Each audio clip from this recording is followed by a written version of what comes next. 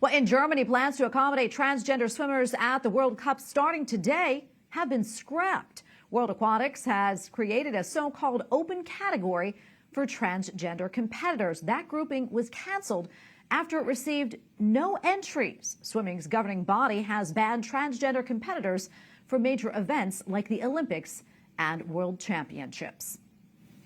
We turn now to Julie Gunlock, director of the Independent Women's Forum. Julie, great to be with you as always. So what do you make of the fact that for a major swimming competition, no one signed up for this so-called open category? Well, it reveals what this is all about. It is about men who do not compete well in a male category, so they don't compete well against their fellow men, entering female spaces, female competitions, and knowing that they have an advantage over women biologically and competitively, and beating those women and then taking scholarships, taking awards, taking medals, taking trophies, taking scholarships.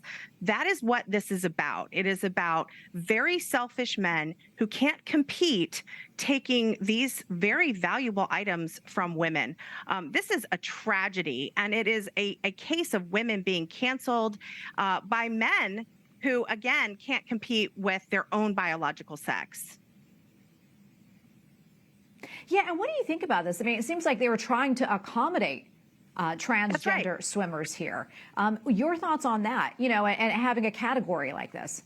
There's a little bit of splitting the baby here. World Aquatics, which is the swimming sports governing body, was trying to protect women and protect women's sports, which should be a priority. But they were also trying to allow these people, transgender identified people, a category where they could compete. But again, they don't want to. These male-bodied athletes want to compete in women's categories.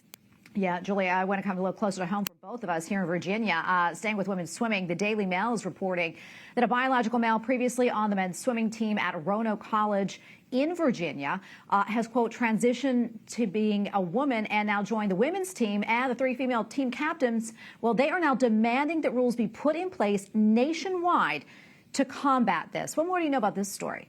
Yeah, I know a lot about it. The Independent Women's Forum sort of organized the press conference that happened yesterday, and it was amazing. These young women are so brave because they're not standing for this. And look, the male who decided to join the women's swim team and was accepted by the coaches who put his feelings above the feelings of the female swimmers, he has now quit. He's moved on. This is great. But these women still stood up and said, look, I felt uncomfortable. I felt scared. I felt demoralized. Why in the world would I even compete if I know I'm swimming against a male who has these advantages against me? So those women are leaders. They join great leaders like Riley Gaines and really expressing their discomfort here, and the fact that the grown-ups from colleges to these governing bodies, these sports governing bodies, they're the ones that need to make new rules to protect women. These girls shouldn't be the ones screaming about this. These rules, these governing bodies and these colleges and these coaches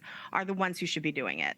Yeah, and it is not just happening, as we know, in colleges either, happening in the high school level. Quickly, probably about 30 seconds left or so, but I want to touch about a story coming out of Maine. A boy who previously placed, I believe, 172nd place in a cross-country meet last year as a freshman as a boy. Well, he transitioned to a girl, and apparently he came in 4th place. There has been a lot of backlash coming out of the state of Maine on this. What more can you tell us about this story?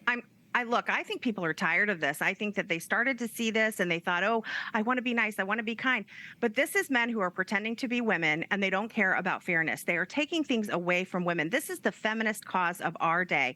We need to protect sports, and we need to protect these young athletes who have bright futures that are being quashed by these males who suddenly want to compete with them. It is an absolute shame, and I hope we're going to see a reversal and some of these organizations step up and really care about this issue and save women's sports.